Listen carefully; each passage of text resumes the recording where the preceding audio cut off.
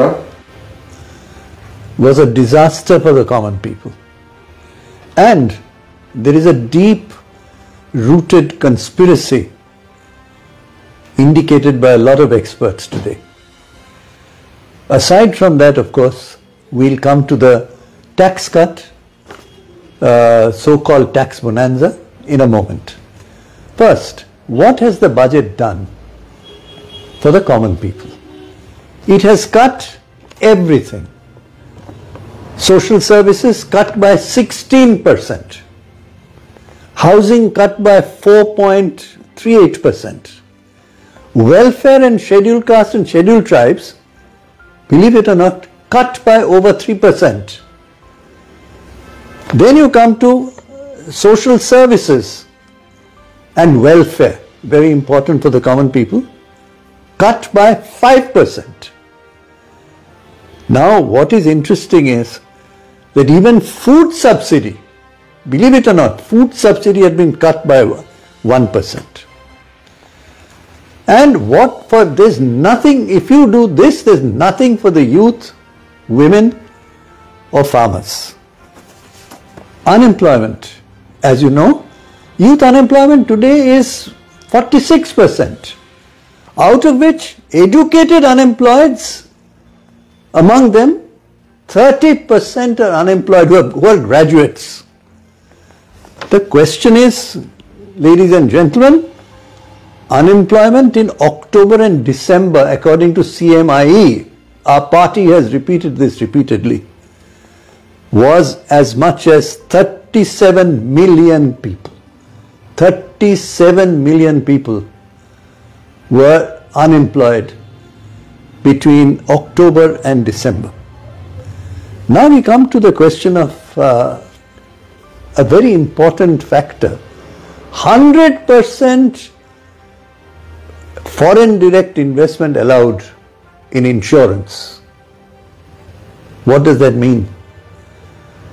Challenge to all the public sector processes, LIC, Life Insurance Corporation, and a host of other insurance companies, and including Indian private sector companies. Now, while they are coming in, they'll come in with 100% equity. When our state asks for GST on insurance, including life insurance, to be reduced from 18% goods and services tax to 0, because it's only punishing people who are taking insurance, the central government did not allow it, it postponed it. That leads me to the question, is there some kind of a conspiratorial process here that foreign direct investors come in 100% equity, but the GST remains at 18% for insurance for the common people?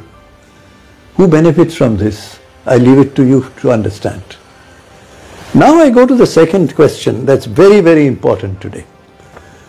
That question relates to manufacturing.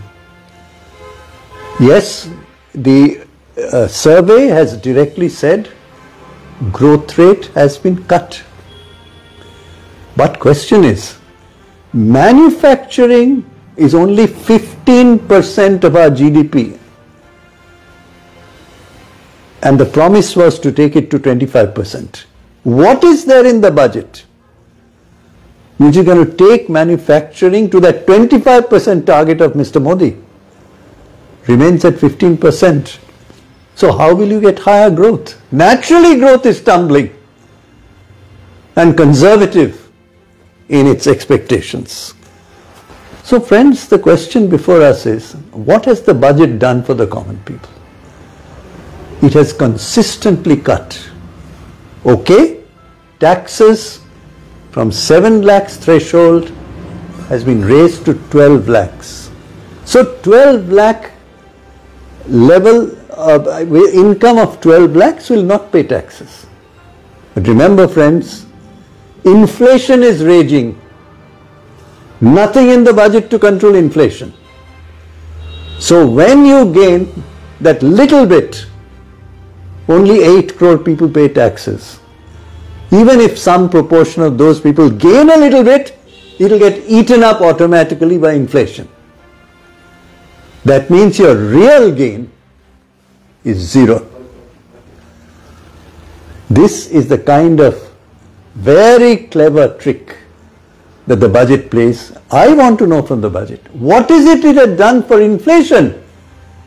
In fact, you'll be surprised to know that to keep the fiscal deficit at 4.4%, central government is again going to borrow almost 15 lakh crores.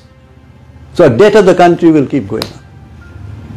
So my conclusion, nothing for the common people, nothing for the youths, only unemployment, nothing for women of any significance, only words, nothing for the farmers excepting some homilies, and worst of all, inviting 100% equity of foreign direct investment insurance, but not cutting the GST tax on insurance. Does it have a connection between the two? In this government, between somebody or the other, an international lobby? We need to think about that. Thank you.